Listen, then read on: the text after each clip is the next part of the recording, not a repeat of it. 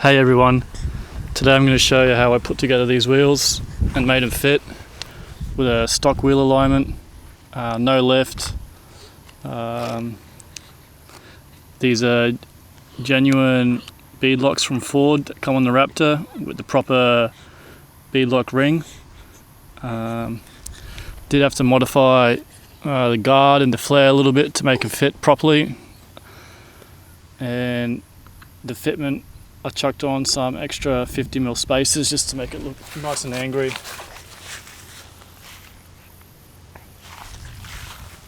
Right, let's get stuck into it.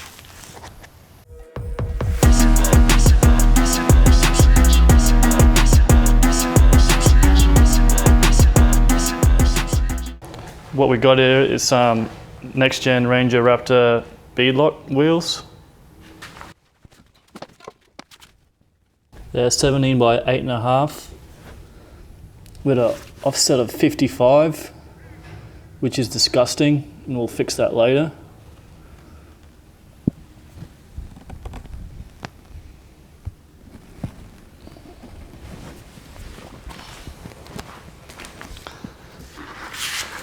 The tyres we're using are 35 by 12.5 17s Nitto trail grapplers, which are my favourite tyre.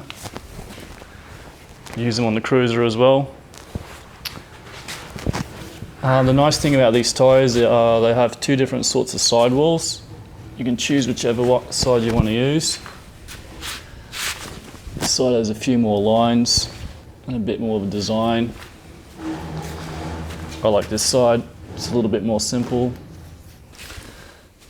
These are the lock rings. Here are the part numbers.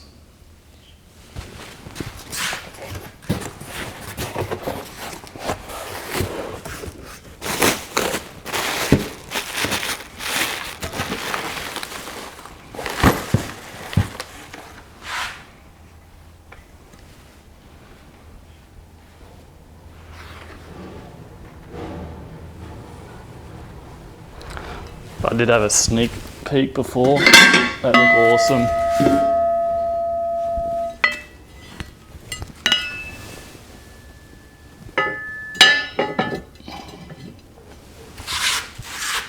Check that out.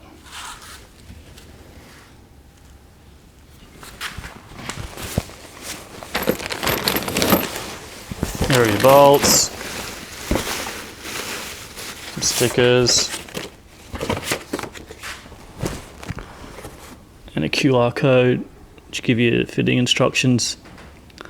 I'll also put them at the end of the video so you can scroll through and pause and read it if you like. It's got all the torque specs and safety warnings and whatnot on it.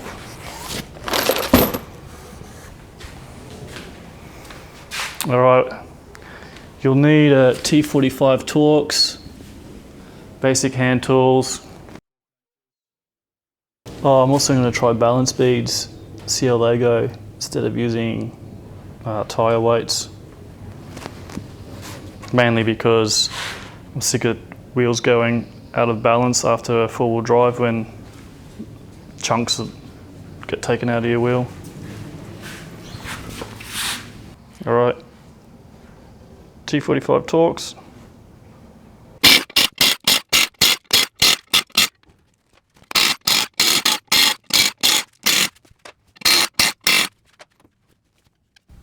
Give your wheel a nice clean so it's not too grubby.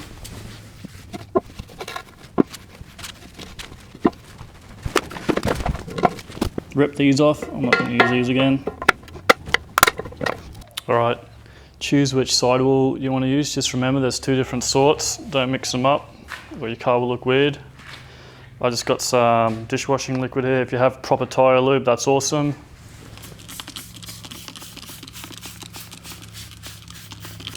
Just want to give it a quick push in on a little angle.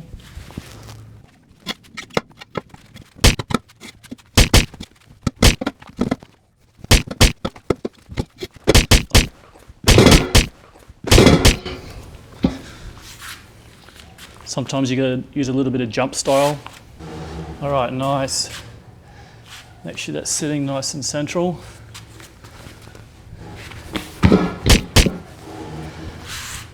Normally tyres have a indicator from the lightest point for valve alignment, but for some reason these tyres don't have any marks on them. I even emailed Nitto and they said just send it, so that's what I'm doing. Plus I'm using balance beads anyway, something different, see what happens.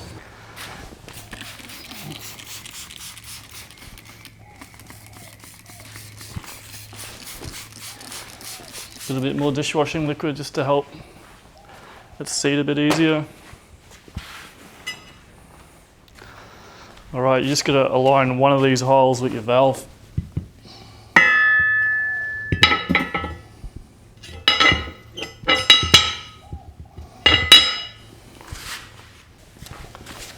When you put your bolts in, I recommend using a little bit of anti-seize. I use lanolin over the mineral ones. The mineral ones are really dirty, make your hands black, sticks to everything. This is a little bit cleaner and a bit nicer, especially for something that you have to definitely pull apart again someday. The Ford manual has like a 3-stage process, which is quite involved. I recommend following the instruction manuals, but I'm just going to snug up 4, get all the others seated, and start the talking sequence.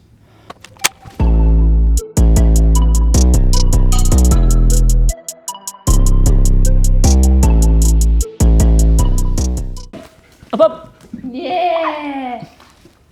Once you got all your bolts started,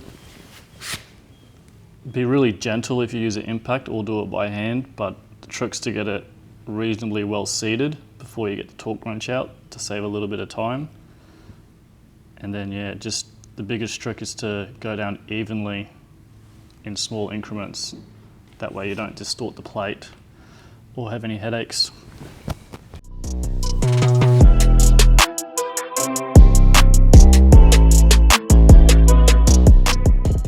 So the manual says the torque settings are 15, 35, 65 Newton meters, and they have a really beautiful diagram on how to follow, or you can go a bit of freestyle, do whatever you like.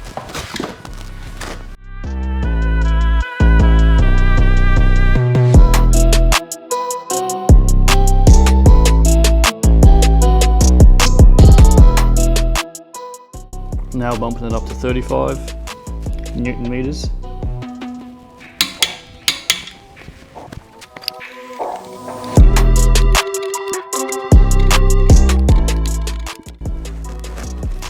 Now the final torque, 65 Newton meters.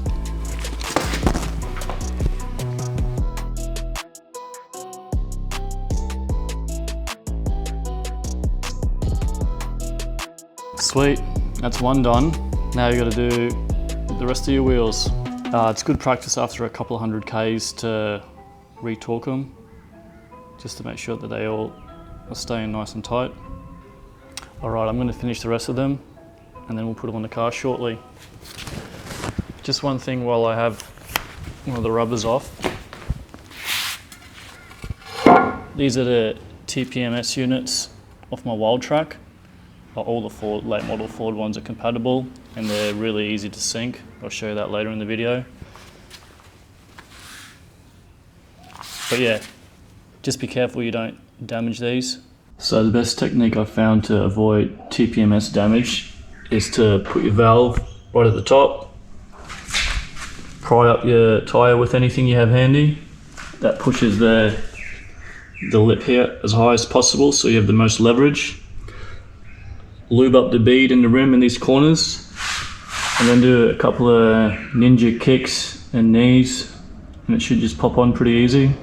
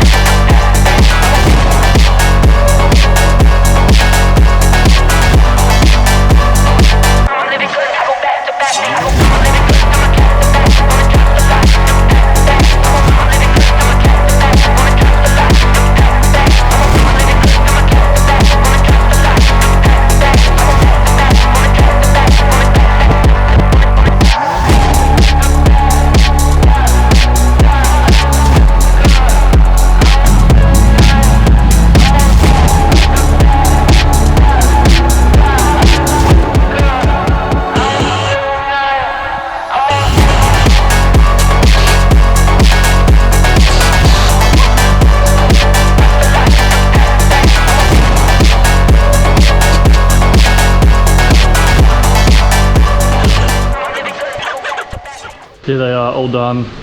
Nah, not really. Just thought I'd show you some quick fitment photos without spaces. So yeah, they fill the guards quite nicely. Smallest amount of poke.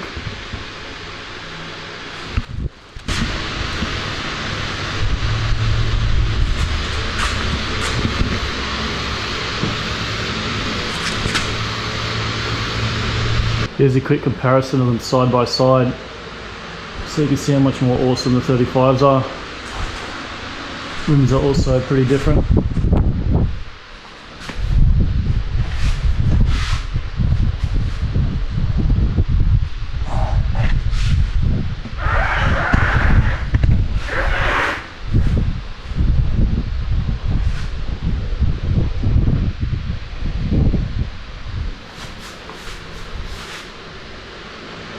This is a metric version, 315 75 16. So that's slightly smaller than a real 35, and it's well used.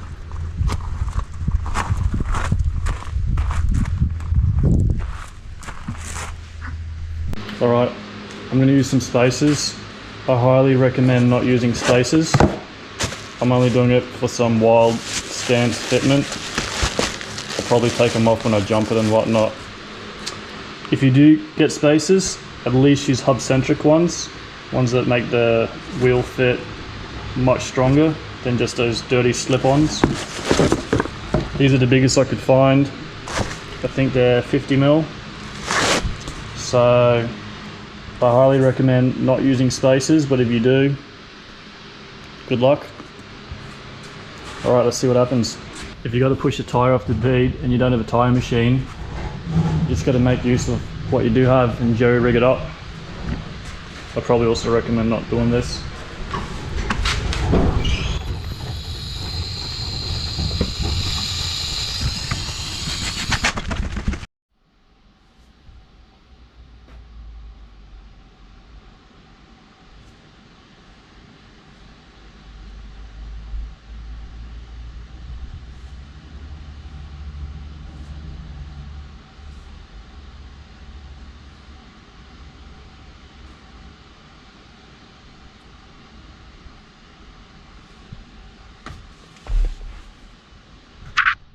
Here are the balance beads that I'm going to give a go. These are used instead of permanent weights. They change dynamically all the time, so I want to give that a shot. I got a little bit extra because I want to try some on the cruiser as well, and in case I have to change tyres, it's good to have some spare. I pre-bagged a few.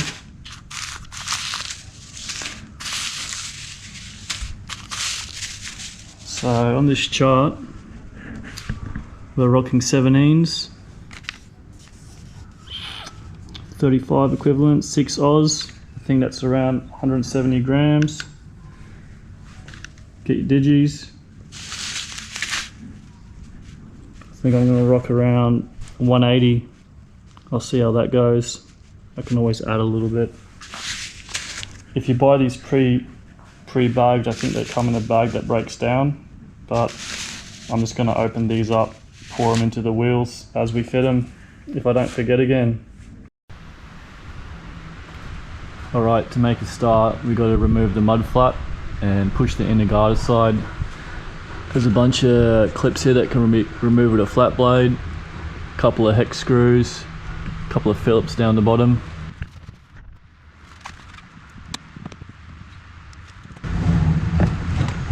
Lied to you, there's a T20 Torx down the bottom. Alright, to remove this honeycomb, there's 2 13s and I think a couple of 10s. And then this whole section will slip out.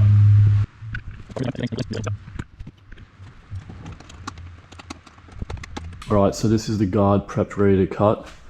I removed the flare just so I could show you a little bit better on what needs to be cut.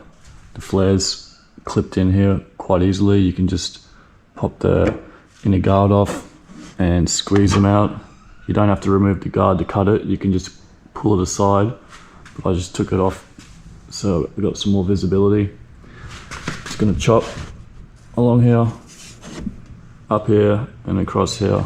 You can cut this with your favorite sort of metal cutting tool. I'm going to use a combination of a grinder with a 1mm disc or my saber saw.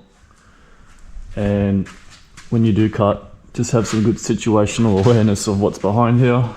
There's a pretty important loom you don't want to touch or damage, and there's some foam that I pushed back, and then I'm just going to chuck a rag in here to stop sparks from flying up there and rusting out the inside of the guard.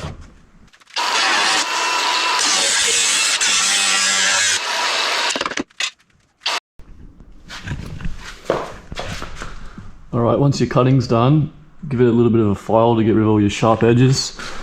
And we just got to drill a 6mm hole here. This is for a little bracket. I'll show you on the other side. It'll help pull the guard in. Roughly 55mm down from that hole and 20mm from this seam that you cut.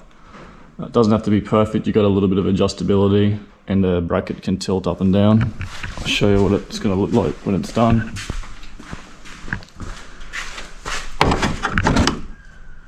That's the bracket there, that's the hole for it. And I planned that one to pull this hole in quite central. It'll have an aluminium black bracket behind it, and it'll keep the mud flap perfect out of the way. Hopefully. See what happens. Alright, once all your cutting, drilling and filing's done, it's time for a little bit of paint. Just mask it up with some rags or whatever you have. Choose your favourite paint. I just use a bit of Zinc It because it's what I have. And get a nice coating inside outside and prevent rust in the future. For the bracket, I just used aluminium angle, 3mm thick. I think it's 30 by 30. Doesn't have to be that exact size, use whatever you have. Alright, when you're ready to put things together, grab your little stainless collection. I use 6mm stuff for this. This is the rough game plan. You got your 90-degree bracket, small bolt, big bolt. I'm going to chop the big bolt off. I use nylocks so it doesn't rattle loose. Going to bolt through like this, go through your guard, and then I'm just going to grind off the excess once it's in position. This bolt's captive so that I can take it on and off a little bit easier. Alright, there it is, bolted in place. Also, when you're bolting stainless on stainless together, you definitely want some sort of anti-seize. Otherwise, yeah, it's going to fuse together and you'll have to snap the bolt in order to undo it. Alright, this is my little reinforcement bracket to go behind the mud flap. I just traced it out to where I thought it'll give the most strength and fit good. This is just some scrap metal, 1mm thick. If I like it, I got some other scrap metal that's 3. See what happens. Here's our little test bracket whipped up. You use 8mm holes, it's the same as the factory ones, and you can use the original factory clips. Let's fit it up, see what happens.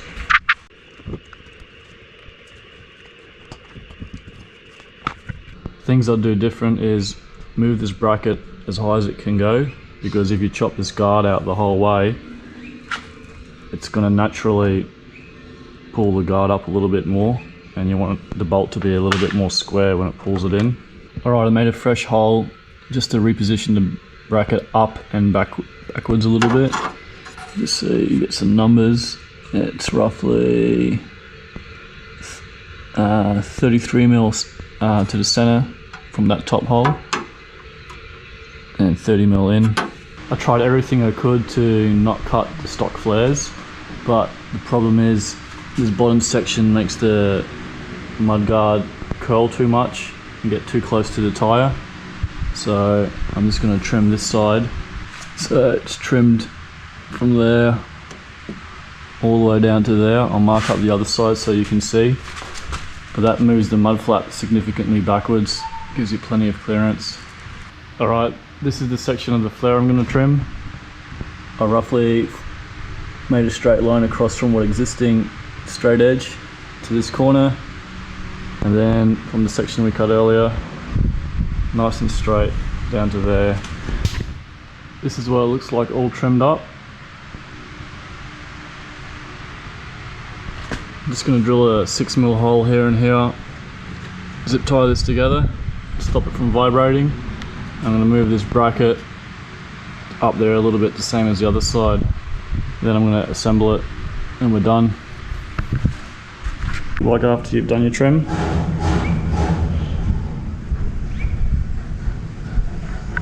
Alright, so this is my final setup. I'm going to revisit it later and trim a little bit more out, because when I jumped it, it did bottom out a little bit, but that's on extreme compression. So this is a little temporary aluminium plate. I put a little bit of a bend in here to help push the bottom of the mud flap backwards. Used a couple of stainless M8 washers to help keep the unused clips in position. This is where it's trimmed up the top. It's all painted with some gal spray. I moved this bracket a little bit higher and back to make it fit a bit better. Put a little bit of a zip tie here.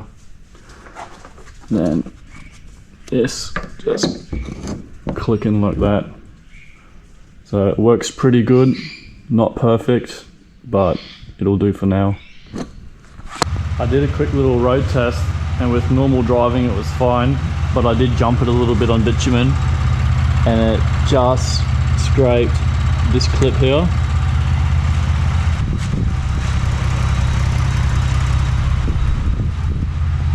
This is what it looks like with medium flex.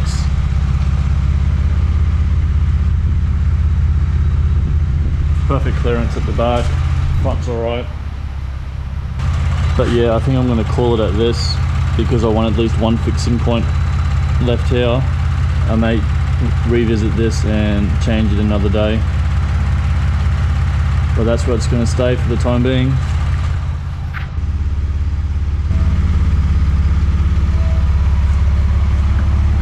This is what it looks like all in place. Heaps more clearance here. Having a little bend here helps keep the mud flaps a little bit more back. When we revisit this, probably going to do a lot more trimming. These 2 points failed on the other wheel when I jumped it, so that's only under extreme loads. So this ended up being the final amount. I chopped out the passenger side. This is the driver's side. Bunch of leftover fittings. Next few videos will be on XRS 390 install. Got this specifically for the GPS. Got some diff and gearbox breathers. Got some gas struts for the bonnet, which will hold the aerial, and some Baja Designs LEDs. I'll do a bit of a 12 volt install, 3 kilowatt inverter, and I'll whip up a snorkel. Got some nice plasma man aluminium. So to summarise this beadlock install, I've done about 500 Ks and the balance beads seem to work okay.